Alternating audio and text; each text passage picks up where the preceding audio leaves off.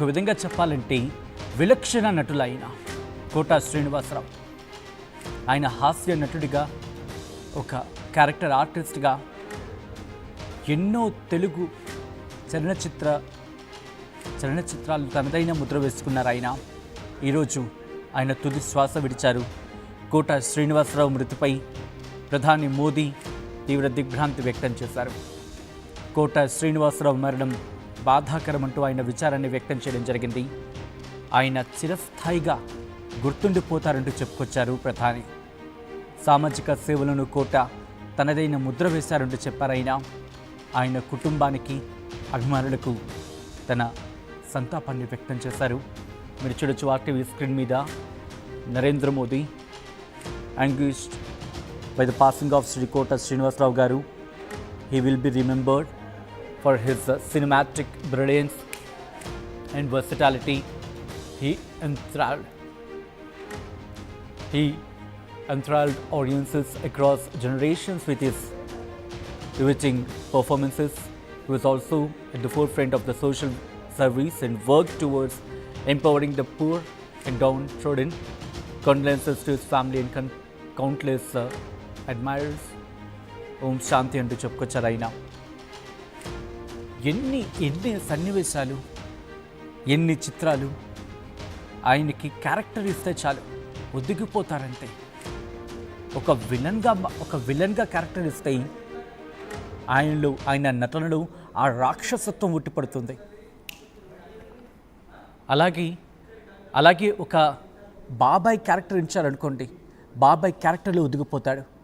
ఒక తండ్రి క్యారెక్టర్ ఇస్తే ఆ తండ్రి క్యారెక్టర్లో ఉన్న ఆ క్వాలిటీస్ అన్నిటినీ తన హావభావాల్లో ప్రతిబింబిస్తారు ఆయన.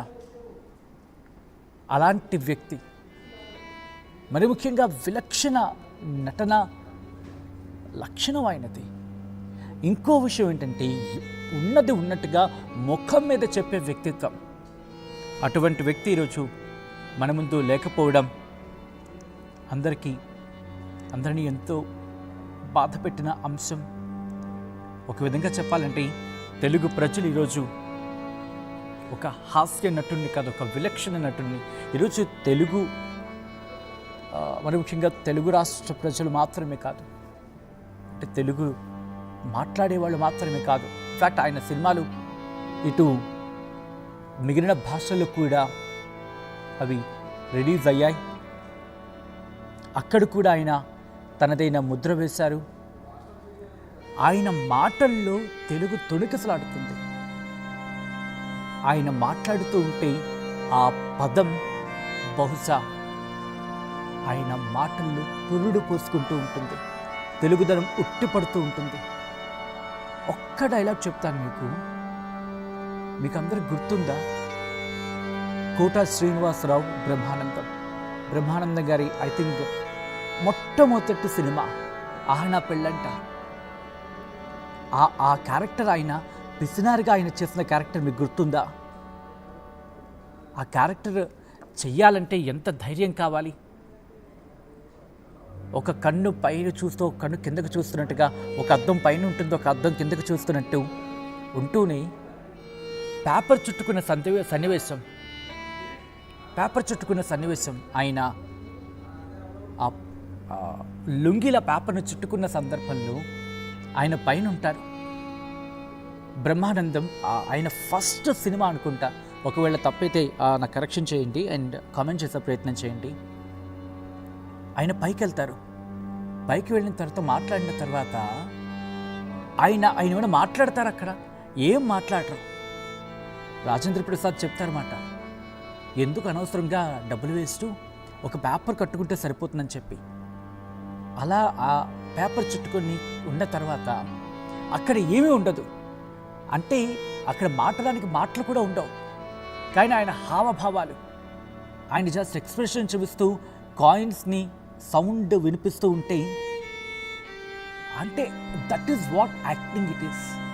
అది కదా కళ అంటే, అది కదా కోట అంటే, అది కదా కోట అంటే. ఎందుకంటే ఆయన మాటలు ఆడాల్సిన అవసరం లేదు. కొన్ని సందర్భాల్లో ఆయన అక్కడ ఆ సన్నివేశంలో అప్పుడు వెళ్ళిన బ్రహ్మానందం ఆయన దిగొచ్చేస్తూ ఉంటాడు. అమ్మ అమ్మ అమ్మ అమ్మ అమ్మ అమ్మ దరిద్ర నారాయణ దిక్కుమ అవతారం తల్లి, ఇదే డైలాగ్ అంటాడు. దరిద్ర నారాయణ దిక్కుమ అవతారం తల్లి అంటాడు ఆయన కిందకొచ్చి. అప్పుడు ఆ కాన్వర్సేషన్ చూడండి, ఆ కాన్వర్సేషన్లో ఆయన ఎక్స్ప్రెషన్స్ ఏవి ఉండవు, అంటే ఆయన మాటలు ఏవి ఉండవు, కేవలం ఎక్స్ప్రెషన్స్ మాత్రమే. అంటే అటువంటి నటన శైలి ఆయనది. ఒక యముడి క్యారెక్టర్, పౌరాణిక క్యారెక్టర్ ఇవ్వండి, ఒదిగిపోతాడే మనిషి. ఒక విలన్ క్యారెక్టర్ ఇవ్వండి, కళ్ళల్లోనే ఆ కర్కసత్వాన్ని చూపిస్తాడే. ఒక తండ్రి క్యారెక్టర్ ఇవ్వండి, తన గొంతులోని ఆ గాంభీర్యాన్ని నింపుకుంటాడే. ఒక పెద్దన్న క్యారెక్టర్ ఇవ్వండి, అసలు కోట చేయని క్యారెక్టర్ ఏదండి? మన కోట, ఆయన మన కోట అంతే. ఈరోజు బహుశా ఆయన లేకపోవడం తెలుగు చలనచిత్ర పరిశ్రమ మాత్రమే కాదు, రిమెంబర్, భారత చలనచిత్ర పరిశ్రమ ఈరోజు ఒక దిగ్గజ నటుడిని కోల్పోయింది. ఎంత నిర్మోహమాటంగా ఉంటారంటే ఒక పర్సనల్ ఎక్స్పీరియన్స్ చెప్పే ప్రయత్నం చేస్తాను. సాధారణంగా ఇప్పుడంతా కూడా మనం ఇలా గెడ్డంతో వెళ్ళే సందర్భం ఉంటుంది కదా, ఎక్కడికి వెళ్ళినా కూడా పర్సనల్ ఎక్స్పీరియన్స్ చెప్తున్నాను నేను. ఒకసారి ఆయనకి ఇంటర్వ్యూ కోసం వెళ్ళాము నేను, అప్పుడు నా కొలీగ్. వెళ్ళిన క్రమంలో ఏంటైనా గెడ్డం అదేని అంటే ఆయనకి మనసులో ఇంకా వేరే ఇంటెన్షన్ ఉండదు. అంటే అలా ఉండాలి, అంటే ఉన్నది ఉన్నట్టుగా నిర్మోహమాటంగా నిక్కచ్చిగా చెప్పే మనస్తత్వం ఆయనది. కొంచెం నీట్గా ఉండొచ్చుగా. అంటే ఆయనకి కొన్ని స్టాండర్డ్స్ మెయింటైన్ చేసుకున్నారు. ఎప్పుడూ కూడా అసభ్యానికి లేకపోతే అభ్యంతరానికి ఆయన నటనలో చోటు లేదు. మీరు ఎప్పుడైనా గమనించండి. ఆయన ఇంకొక మాట అన్నారు, మన వాళ్ళేం తక్కువ, మనకి విలన్లే లేరా, అక్కడి నుంచి ఇక్కడి నుంచి అరువు తెచ్చుకోవాలా? ఆయన మాట్లాడిన మాటలు నిజంగా ఈరోజు బహుశా దర్శకులందరూ ఒక్కసారి మళ్ళీ పెడచెవిన పెట్టకుండా చెవికి ఎక్కించుకునే ప్రయత్నం చేస్తే బాగుంటుందేమో. ఒక్కసారి ఆయన మాటలు కూడా మళ్ళీ వినే ప్రయత్నం చేయండి కుదిరితే. ఎందుకంటే మళ్ళీ మాట్లాడనంటే ఆయన లేరు. ఒక్కసారి మీ మనసులో ఆ భావాలు ఏంటి అని చెప్పండి అంటే ఆయన రాడు, ఆయన లేడిక. ఆయన ఉన్నప్పుడు మనకు ఆయన వాల్యూ తెలియదు. ఎందుకంటే ఒక బాబు మోహన్, ఒక కోట శ్రీనివాసరావు, ఒక బ్రహ్మానందం, ఒకప్పుడు వీళ్ళు ఈ కాంబినేషన్ సినిమాలు ఎక్కడున్నాయి చెప్పండి? ఎవ్వరున్నా లేకపోయినా కోట ఉండాల్సిందే. కమెడియన్కి అయినా స్పేస్ ఆయనకి ఇవ్వాల్సిందే, లేకపోతే క్యారెక్టర్ ఆర్టిస్ట్గానైనా సరే ఆయన లేని సినిమాలు ఒకప్పుడు లేవంటే అతిశయోక్తి కాదు. 4 దశాబ్దాలు, 40 ఏళ్ల సినిమా చలనచిత్ర పరిశ్రమలు ఆయన కెరియర్ అంటే, ఐ థింక్ ఆయన మరణించే కొద్ది